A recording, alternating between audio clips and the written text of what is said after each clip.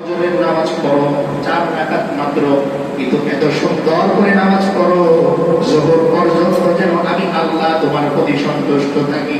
আবার যোহরে তুমি আসো, ফরজের আগে 4 রাকাত সুন্নাত, এরপরে 4 রাকাত ফরজ, এরপর 2 রাকাত সুন্নাত করে তুমি চলে যাও। তুমি 10 রাকাতই পড়ো, কিন্তু বান্দা এত সুন্দর করে পড়ো আসর পর্যন্ত যেন আমি আল্লাহ তোমার উপর সন্তুষ্ট থাকি। আবার তুমি আসর পর্যন্ত তোমার দুনিয়ার কাজে তুমি চলে যাও, আসরে এসে মাত্র 4 রাকাত ফরজ করে তুমি চলে যাও, যেন মাগরিব পর্যন্ত আমি আল্লাহ তোমার উপর সন্তুষ্ট থাকি। এত সুন্দর করে পড়ো। এরপর আবার আসর করে তুমি চলে যাও তোমার দোকানে, তোমার ব্যবসার কাজে, মাগরিবে এসে 3 রাকাত ফরজ আর 2 রাকাত সুন্নাত করে বান্দা চলে যাও। কিন্তু সাবধান, এত সুন্দর করে পড়বা যেন মাগরিব থেকে এশা পর্যন্ত আমি আল্লাহ তোমার উপর সন্তুষ্ট থাকি।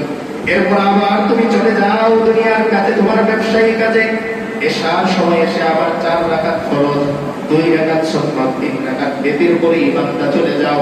কিন্তু মনে রাখবা এত সুন্দর করে তুমি নামাজ পড়বা যেন পুরো রাত তুমি ঘুমাবে আর আমি আল্লাহ তোমার উপর সন্তুষ্ট থাকবো। শুধুমাত্র তাই নয় বান্দা, এশার নামাজ আর ফজরের নামাজ যদি তুমি জামাতে পড়তে পারো, আমি আল্লাহ ওয়াদা করলাম সারা রাত দাঁড়িয়ে নামাজ পড়লে যে সওয়াব হতো আমি আল্লাহ তোমার আমলনামায় ওই সওয়াব দান করে দিব। তাহলে আল্লাহ তাআলা কি চান? লিয়াবলুয়াকুম আইয়ুকুম আহসানু আমালা। আল্লাহ বলতে চান, ও বান্দা, তোমার দুনিয়ার ব্যস্ততা অনেক বেশি, দিনে তুমি আমাকে 100 বারই ডাক দাও, কিন্তু তোমার এক একটা ডাক হৃদয়ে চিরে আসুক, হৃদয় ভেঙে আসুক। যেমন অসুস্থ হলে তুমি মা বলে চিৎকার করো, ডাক্তার বলে চিৎকার করো, তোমার হৃদয়ে ফেটে যায়। তুমি যখন আমাকে ডাক দিবে এভাবে আল্লাহ বলে ডাক দাও, যেন তোমার হৃদয়ে থেকে ডাক চলে আসে। কারণ আমি আল্লাহ ওই সমস্ত বান্দাদের হৃদয়কে বেশি ভালোবাসি যারা হৃদয়টা ভেঙে দিয়ে আমি আল্লাহকে আল্লাহ বলে ডাক। দেখেন আজকাল আমাদের দোয়া কেন কবুল হয় না?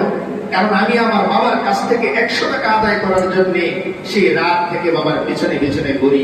বাবা দেন না বাবা দেন না, 100 টাকাই তো আপনার কাছেই তো চাইতেছি, দেন 100 টাকা। রাত্রে ঘুমায় না, বারবার বাবার কাছে আসে। রাত 2টা বাজে, বাবা গিয়ে দেখে মন খারাপ করে বসে আছে, সে এখনো ঘুমায় না। তার 100 টাকা লাগবেই, কথা একটাই, আমার 100 টাকা লাগবেই।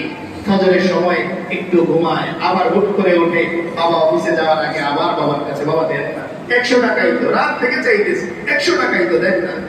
আল্লাহ আফসোস করেন বান্দার প্রতি, ও আমার বান্দা, তোমার গুনাহের ক্ষমা দরকার। মসজিদে যে হাত তুলে চলে আসলে আর তোমার খবর নাই। থাকো না একদিন আমার কুদরতি পায়ে পড়ে, সিজদায় পড়ে তুমি থাকো, সিজদায় পড়ে আমাকে বলো, ও আল্লাহ, ক্ষমা তো আপনার কাছেই চাইতেছি, যাবো আর তার কাছে? আপনার হাজারো বান্দা আছে, আমার তো কোনো আল্লাহ নাই। পৃথিবীতে বহু বান্দা আপনার আছে, আপনি যদি আমাকে মাফ না করেন আপনার কিচ্ছু যায় আসে না। কিন্তু আমি যদি আপনার ক্ষমা না পাই, কবরে আমি কেমনে থাকবো? আমি যদি আপনার ক্ষমা না পাই, হাসরের ময়দানে আমি আপনার সামনে কিভাবে দাঁড়াবো? তাই দেন না একটু মাফ করে। আল্লাহ আফসোস করেন, ও বান্দা, দুনিয়ার ক্ষমার জন্য, দুনিয়ার স্বার্থ হাসিলের জন্য তুমি মানুষের পেছনে যেইভাবে ঘুরলে, ওইভাবে যদি একটা রাত তুমি আমার জন্য কাটাতে পারো, একটা দিন যদি তুমি আমার জন্য কাটাতে পারো, আমি আল্লাহ ওয়াদা করতেছি দুনিয়ার মানুষ তোমাকে আর কি দেয়, আমি আল্লাহ তোমাকে এত সুন্দর একটা জান্নাত দান করব, যেই জান্নাতের সর্বনিম্ন পরিমাণ হবে এই পৃথিবীর চাইতে অন্তত 10 গুণ। তাই হৃদয়ের মধ্যে এই দৃঢ় সংকল্প আমরা করি, আমি আমার আল্লাহর থেকে যা দরকার তা চাই।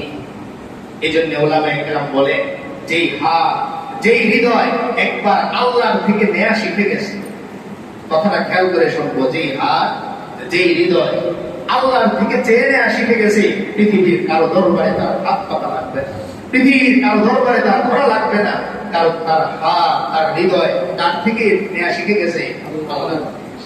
যতদিন পর্যন্ত বাবা আর মা বেঁচে থাকেন, সন্তান যদি বাবা মার আদর্শে বড় হয়ে থাকে, সে তার চাচার কাছে দিয়ে টাকা চায়, কারণ সে জানে আমার বাবা আছে, আমি আমার বাবার কাছে চাইলে তার সাধ্যের বাইরে হলেও দিবে।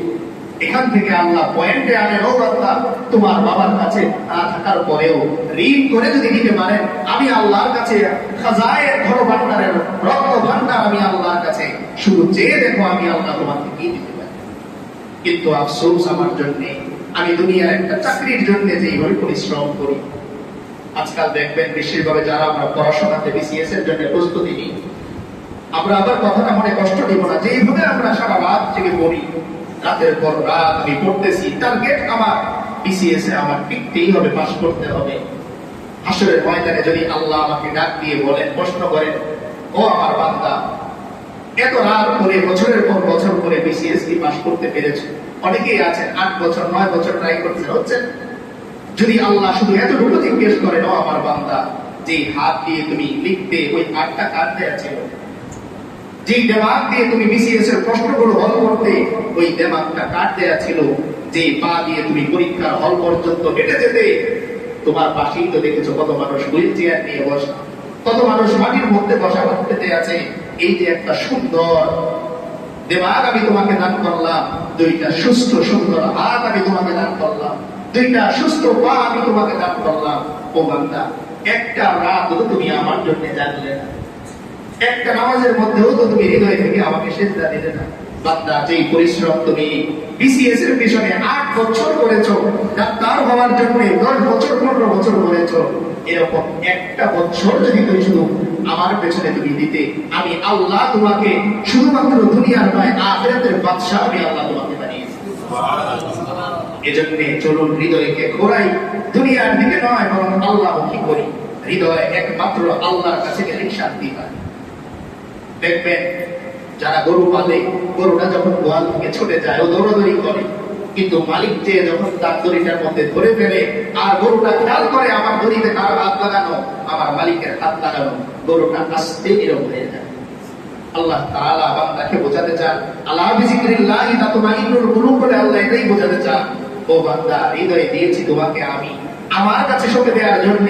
এই হৃদয় তুমি পৃথিবীর যার কাছেই সঁপে দাও, পৃথিবীর কেউ তোমাকে শান্তি দিতে পারবে না, কারণ হৃদয়ের মালিক কে? আল্লাহ। তাই যতক্ষণ পর্যন্ত এই হৃদয় আমি আল্লাহর কাছে